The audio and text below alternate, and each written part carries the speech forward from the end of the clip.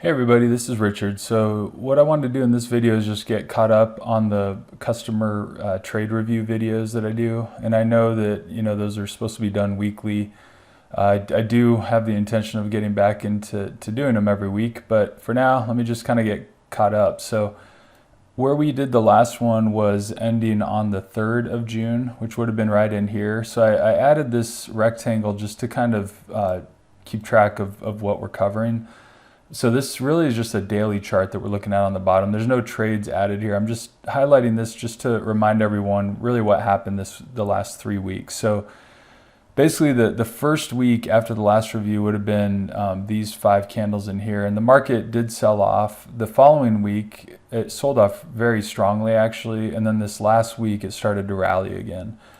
But so since the last review though, the S&P is down by actually a fairly large amount. It was down even more, but it's kind of started to come back a bit. But so that's what the market's been doing. Let's go ahead and look at what the algos did now.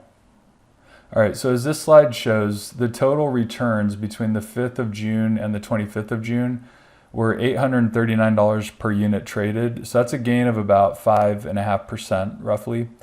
We had one put spread that triggered on the 9th of June, and that ended up being a loss. It was actually a max loss, which ended up being about a 7% loss, or about $1,100 roughly.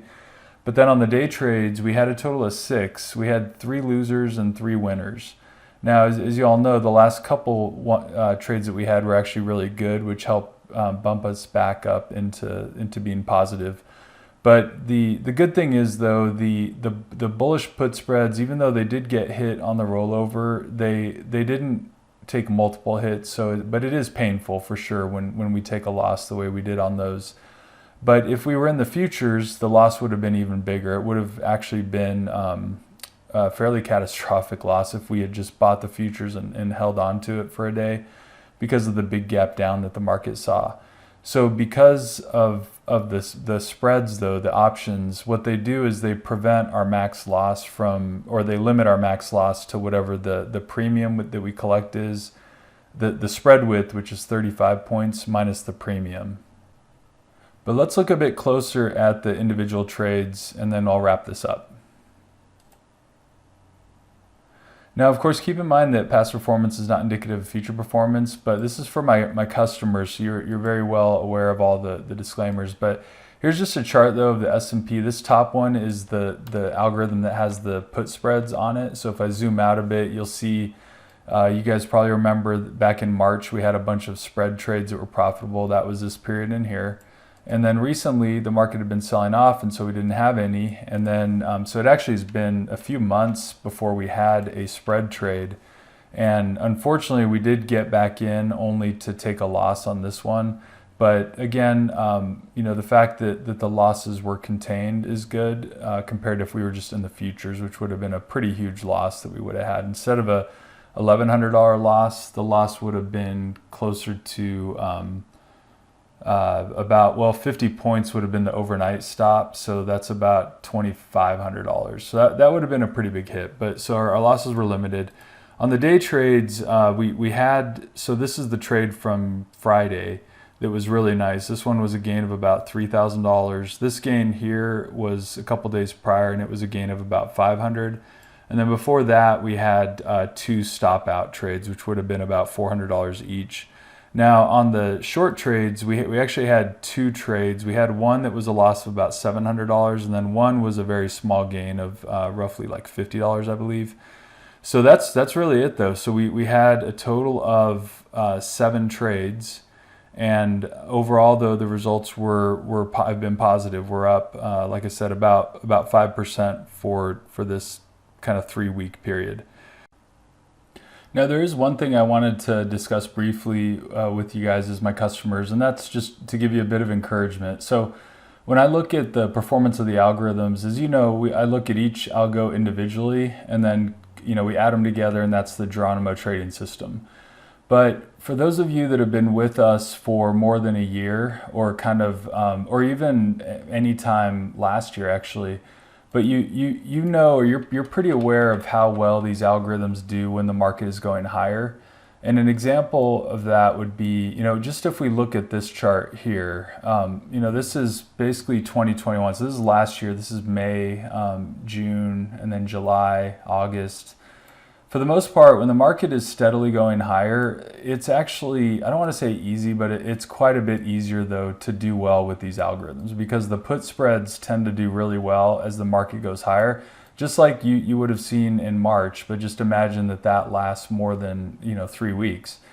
So the put spreads tend to do really good when the market is just drifting higher with decreased volatility. Even though that's a little counterintuitive, because you would think that since we're short the options that we would want more volatility, but the data actually shows that our best, the times that these options are the most profitable is when the volatility is decreasing. And that's just because it's an upward bias to the market, and since these are bullish put spreads we're trading, we prefer that over getting more premium with higher volatility. But so when the market's going higher, it's just quite a bit easier. The put spreads will do really well. The day trade long will do really well, because it won't have as big a trades. These $3,000 kind of gains are going to be a lot smaller, but kind of the $500 gains become a lot more normal.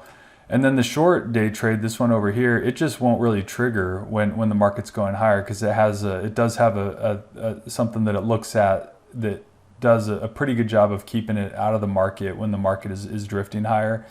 But so for the most part, when the market's going higher, we tend to do really well. The part that always is the hardest is when we roll over, kind of like we saw in January. Because when we roll over, we'll take some hits on the put spreads. We might get a stop out or two on the breakout, or we, it's not guaranteed. I mean, we might actually have some winning trades, and we could even have winning short trades in the rollover, but that's always the most difficult. When the market's drifting lower though, like it has been, we actually tend to do pretty good in those as well, because the put spreads for the most part stay out of the way, just like we saw in all through April. And if you remember May, how well we did in May, and the majority of the gains we had in May were actually when the market was going lower. So we just tend to do really good once the market has established a direction. But I do want to encourage you that even if you look at this last 3 weeks that we're looking at now, even though we had a stop out on the put spreads, and we had one losing short trade and one winning short trade, and then 2 wins and 2 losses on the day trades, the market has been down. So if you look at from the 3rd of June, in essence, until now, the market is actually down. And so again, the fact that we've been able to be profitable in this period is actually a really good sign, because again, there's no guarantees, there's risk in trading, but assuming that the market does eventually stabilize and begin to rally a little bit, we really should do pretty good in those conditions. And then hopefully that lasts for more than a couple months, and we catch a good ride higher. But either way, I mean, if the market continues going lower, then we'll stay out of the way with these put spreads. As you know, we haven't really had any trades in the put spreads until recently. So we're not going to have any put spread trades. And so that means the only trades that could occur would be the day trades and the short trades. And these are pretty low risk. I mean, even if the market is going lower, we should have a few good short day trades, and then add to that a few potential good breakout trades as we see short covering rallies like we saw this week. That's kind of why I'm very confident in these algorithms. And there's no guarantees though, as you know. There's definitely risk in trading futures. It's not for everyone. And of course, past performance is not indicative of future performance, but it's good to have a healthy view of the risk. But I also want to just encourage you that everything I'm seeing since we went live with Geronimo is just really positive. So I hope that helps. But that's really about all I had for this video. So thank you again for watching, and I hope you have a great day. Bye-bye.